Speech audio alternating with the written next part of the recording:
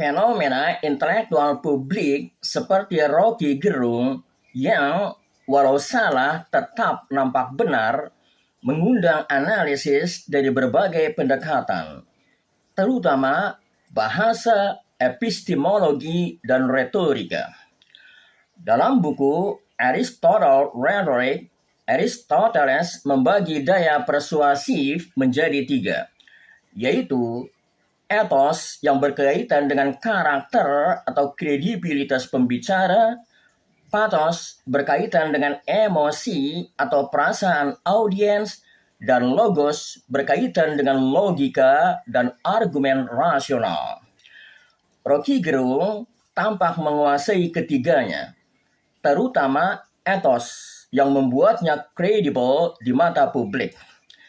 Aristoteles mengatakan, persuasion is achieved by the speaker's personal character when the speech is so spoken as to make us think him credible.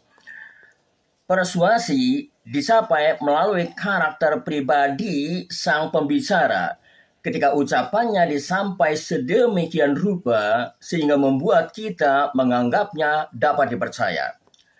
Rocky Gerung dikenal memiliki etos yang kuat. Dia dipandang sebagai intelektual, logis, dan berbobot.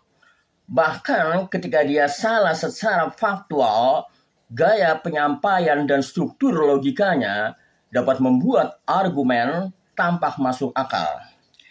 Ya, seseorang terkadang meyakinkan bukan karena benar, tetapi karena dia tampak berpengetahuan. Imam Al-Ghazali mengkritik hal seperti ini dan menekankan pentingnya ikhlas dalam mencari kebenaran, bukan sekedar menang berdebat. Beliau mengatakan, al-ghayatu minal kalami idharul haqqi, la idharul ghalabah. Tujuan dari berbicara adalah untuk menampakkan kebenaran, bukan untuk menunjukkan kemenangan. Jika seorang intelektual terlalu fokus pada daya tarik logika tanpa niat untuk mencari kebenaran, maka itu termasuk ghurur, tipuan diri. Dalam konteks Rocky Gerung, meskipun ucapannya logis, jika niatnya adalah dominasi wacana, maka secara etika Islam itu cacat. Dari perspektif bahasa, Wittgenstein dalam buku Philosophical Investigations mengatakan, the meaning of a word is its use in the language. Makna sebuah kata terletak pada penggunaannya dalam bahasa atau language game. Rocky Gerung sering memakai istilah yang ambigu, paradoksal, atau provokatif yang memaksa pendengar menafsirkan secara aktif. Ini dapat menciptakan kesan kedalaman, walau substansi belum tentu valid.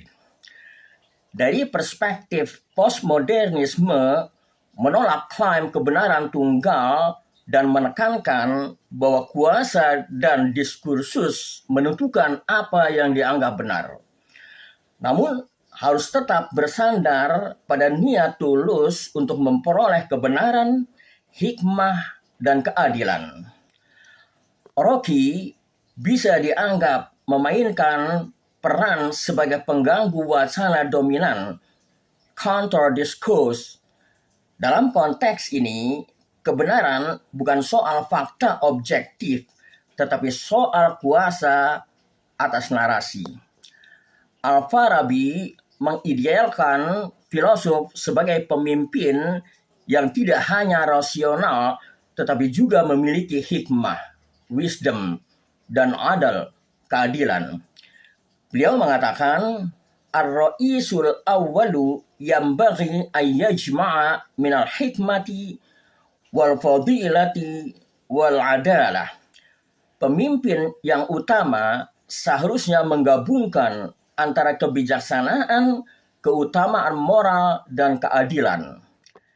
Retorika yang meyakinkan tetapi tanpa dasar yang benar atau hikmah akan menciptakan Madinatul Jahiliyah, masyarakat tersesat karena salah arah kognitif. Dalam filsafat Yunani, sofisme adalah kemampuan berargumen tanpa peduli benar atau salah. Beberapa orang menilai gaya Rocky seperti sofis karena dia menang dalam logika argumentasi, meski premisnya bisa dipertanyakan. Jadi, Rocky Gerung bisa terlihat benar walau salah karena dia menguasai seni retorika dan logika argumentatif, menggunakan bahasa yang membuka ruang interpretasi, memanfaatkan posisi epistemik sebagai intelektual publik, dan berbicara dalam masyarakat yang tidak selalu memverifikasi fakta secara ketat. Dengan kata lain, apa yang tampak benar dalam ruang publik seringkali lebih ditentukan oleh gaya dan kuasa wacana daripada substansi kebenaran itu sendiri.